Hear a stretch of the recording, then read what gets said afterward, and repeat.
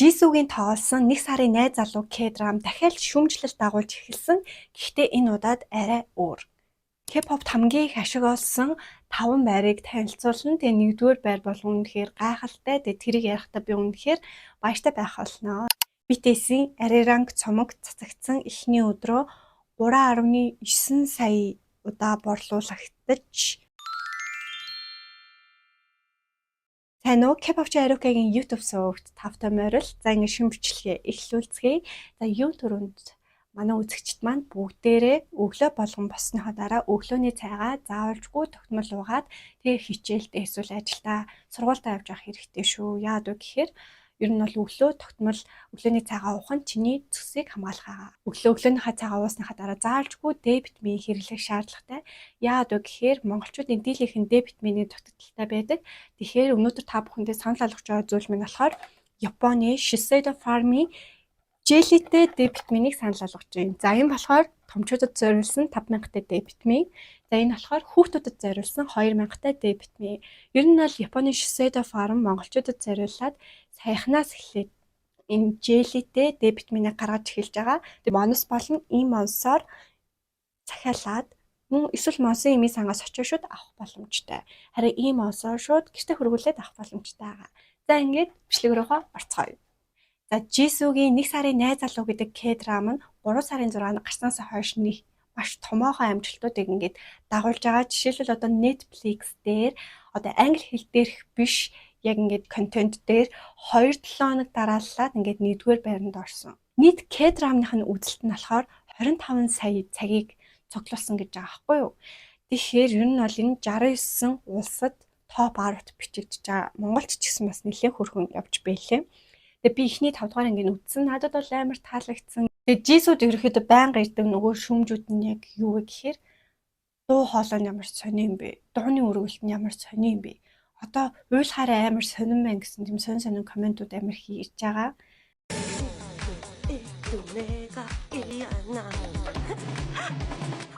Гэхдээ нэг зүйл нь болохоор уур чадвар нь арай илүү сайжирсан байна гэсэн тийм дүгнэлтүүд байгаа. Би бол ер нь бол тасалтгүй Snowdrop-оос хойш ер нь бол үзэж байгаа үзэгчийн хувьд болохоор Jisoo ер нь бол сүүлийн тэр webtoon дээр тоглосон дүр болон одоо энэ дүр хоёр бүр үнэхээр лаг.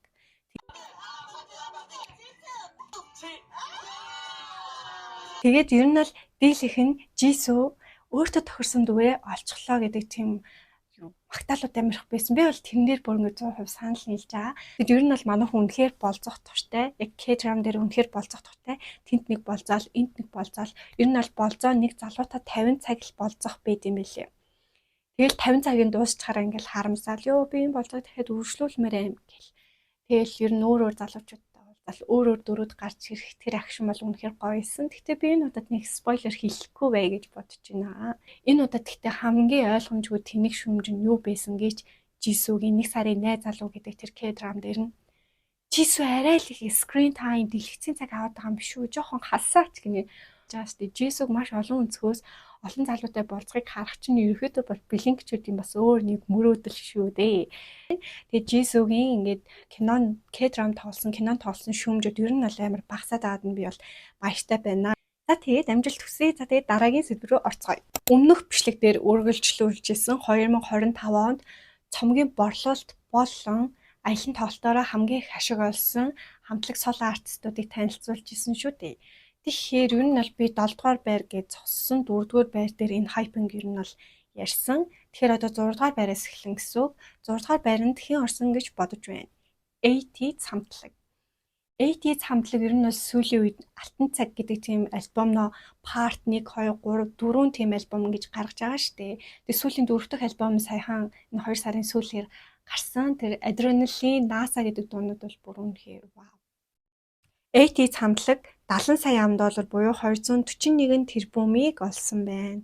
Тэгэд 2026 оны 2 дугаар сарын байдлаар ATEEZ Billboard 200 дээр 7 удаа топ 3-т орж альбом нь топ 10-т орсон.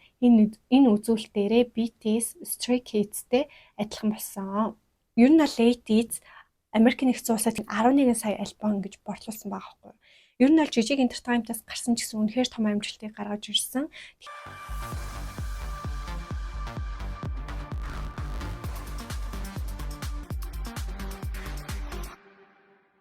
5 дугаар байранд энэ Hype нь 76.1 сая $. Олсон бөгөөд Монгол мөнгөөр 262 тэрбум олсон.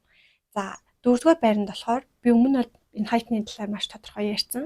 За 4 дугаар байранд болохоор solo artist орсон байна. Тэр нь болохоор BTS хамтлагийн J-Hope. 79.9 сая $, буюу 275 тэрбумыг олсон байна.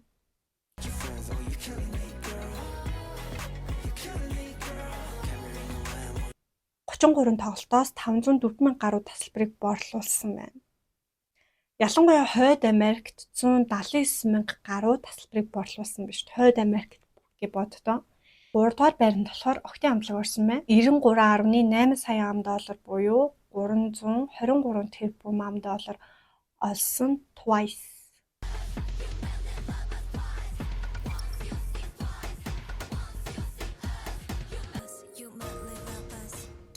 Өнгөрсөн жил маш том альбомудаар эргэн ирсэн шүү дээ. Тэнгүүтээ бас сингл дуунууд нь ч гэсэн айхтар байсан. Victoria's Secret дээр дуулсан. Ер нь л Twice-ийн Spotify дээр стрим хийгдсэн тоо нь болохоор 1.9 тэрбум. Ийм том амжилтуудыг гаргасан байх нэ Twice-д баяр хүргэе. За 2 дугаар байранд ямар амтлаг орсон бэ гэхээр Seventeen 142.4 сая $, буюу 491 тэрбумыг олжээ. Seventeen-ийн 10 жил 2025 онд болсон баа. Бас нэлээд өсөж том болсон. Тэгээ би Seventeen-ийн 10 жилийг ерөөхдөө бас ярьж ийснэ бас нэлээд сайн санаад байна.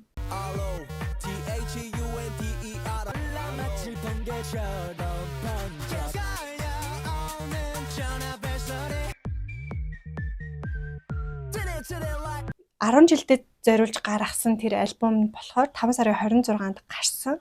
Тэгээд тухайн үедээ 7 хоногийн дотор 2.5 сая хувь борлогдож тухайн үеийн 2025 оны хамгийн их борлуулалттай 7 хоногийн альбом гэдэг шагналыг авч ирсэн. Бас ерөөдөө unit хамтлагийн unit дуунууд байдаг шүү дээ. Unit дуунууд нь ойролцоогоор бүр 5.6 сая хувь борлогдсон гэж байгаа байхгүй юу. Seventeen-д бас баяр хүргэе. Kratz-уудаа бас баяр хүргье. За 1-р байранд ямар хамтлаг орсон бэ гэхээр хэдийн он гарахаас өмнө мэдчихсэн. Бүр Монголын зарим санхүүгийн мэдэн дээр хүртэл ингэ явж ирсэн. Тэр болохоор Stray Kids хамтлаг. Гайхалтай. Stray Kids-ийг бүр ингэ мэдтгүү хүн яг тэр санхүүгийн мэдээ эдрийг уншингуудаа пүүх энэ Stray Kids яасаа айхтар юм бэ гэдсэн баггүй юу. Тэгээ ер нь бол 2025 оны хамгийн их ингэж ашиг олсон дэлхийн алин тоолт альбомноос ашиг олсон хүмүүсээс 10-т чагсаж байгаа. Харин K-pop-оос 1-р байранд орсон. Хичнээн төгрөгийн орлого олсон гэж бодож юм. Би ч энийг хараад бүр амар их баярлсан л та. 185.7 сая $, буюу 647 тэрбум.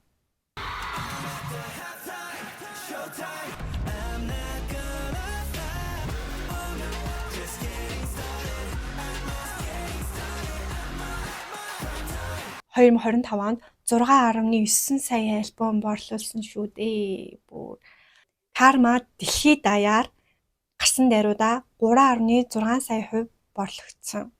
Солонгосдоо 3.3 сая хувь борлогдсон. Дэлхийн борлуулалт нь өндөр агааз, дэлхийн фэнүүд найхтар агааз, солонгосчуудс бас тутгааргүй байгааз ингээд ерөөхдөө бол 6.8-6.9 сая альбом борлуулсан байгаа. Японд зах зээл нь бүр 35 сая $-ыг олсон гэж байгаа. Америкийн нэгдсэн улсад 885 мянган хувь Karma гэдэг альбомоо борлуулж чадсан бөгөөд борлуулалтаараа 2-т орсон. Ер нь бол Karma Солонгосын альбом чарт дээр бол шууд 1-т орсон. Duet single-ээр болохоор 460 мянган хувь борлогдсон Америкийн нэгдсэн улсад. Аялын тоглолтоороо 185 сая $, олсон. Вау, Stray Kids. За мэдээж манай үзэгчд маань энд Blackpink байхгүй байгаа юм бэ гэж бас бодож иж магадгүй. Blackpink хамгийн гол нөгөө саяхан альбомод цацсан шүү дээ. Саяхан энэ 2 сарын 27-нд цацсан учраас альбомны борлуулалт эдрүүд нь ороогүй байсан учраас яг энэ эхний 10 дугаар байранд ороогүй болов уу гэж бодож байна. Манай эдийн яг орлого бол нэг тийм тодорхой байдгүй мэлээ. Гэхдээ тэрийг сайн судлая гэж бодож байгаа. Ер нь бол хамгийн их альбом борлуулснараа Октын амтлаг рекордыг Blackpink эвдсэн шүү дээ. 1.9 сая альбом борлуулсан. Deadline цомог нь 1.9 сая хувь борлогдсноор Октын амтлаг рекордыг эвдсэн байдаг. BTS-ийн Arirang цомог цацагдсан эхний өдрөө 3.9 сая удаа борлуулагдаж бүх Солонгосын чартуудыг тэргүүлсэн байгаа. Swim дуу нь болохоор 24 цагийн хугацаанд 33 сая үзэлт 4.7 сая лайкийг цуглуулсан байна. Нийт 14 дуутай Arirang альбомыг сонсож үзлээ. Надад хамгийн их таалагдсан Hooligan одоо хүртэл тархин дотор ингээд явж байна.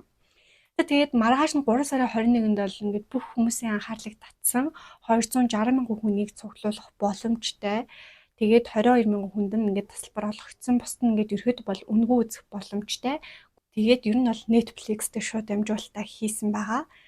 Гуанхамон талбай дээр бол 260 мянган хүн цуглах ёстой гэж тооцоолж исэн. Ерөөд Монгол цагаар болохоор тоглолт 19 цагт эхлээд 1 цаг үргэлжлэл дуусна. Тэгээд нийт 31 орох гарах хаалгатай. Бүр амар том баазтай. Тэгээ ор хаалга нь Солонгос цагаар өдрийн 12 цагаас нээсэн. Тасалбар авсан хүний тоо ер нь бол 22 мянга. За тэгээд тоглолтын ойролцоо нийт 260 мянга гаруй хүн цугларах төлөвтэй байна гэж төлөвлөсөн. 6700 нь бол цагдаа, 8200 болохоор хамгаалтын ажилтан, үлдсэн нь болохоор хайбын ажилчид байсан байлээ. Тэгэхээр ер нь ойролцоогоор 15 мянган хүн ажилласан гэж байгаа. Талбай дээр нийт хичнээн хүн очиж үтсэн бай гэдэг тэр тоонууд бол маш өөр гараад байгаа. Тэгээ би бүр сүултээ гайхаад нэрээ яг хэдэн хүн үтсэн болоо гэх. Тэгээ ерөнхийдөө бол хайбын AFP агентлагаас гаргасан мэдээллийн хувьд болохоор 140 мянган хүн цугларсан гэсэн мэдээлэл гарсан. Тэр нь ерөөхдөө тасалбар авсан. Тэгэд ер нь бол ингээд хүсэлтэд илгээсэн хүмүүсийн тоогоор ингээд үндэслээд 140 мянган хүн үтсэн гэж байгаа. За харин хот болон цагдаагийн газраас мэдээлж байгаа тэр тоо нь болохоор 40 мянгаас 46 мянган хүн цугларсан гэж байгаа байхгүй. Тэгсэн чинь Rolling Stone гэдэг Америкийн томоохон мэдээллийн сайт байдаг. Тэр болохоор 250 мянган хүн цугларсан гэж байгаа. Тэгээд ер нь бол гадаадаас ирж байгаа маш олон фэнүүд хил дээр маш олон цаг гатсан гэсэн. Ойролцоогоор бүр 4 цаг хил дээр ингээ очирсан гэж байгаа байхгүй юу. Тэгээд ер нь бол үзэх хүссэн хүмүүсийн зарим нь хил дээр ингээ очирлоод тэгээд үзэж чадаагүй гэсэн.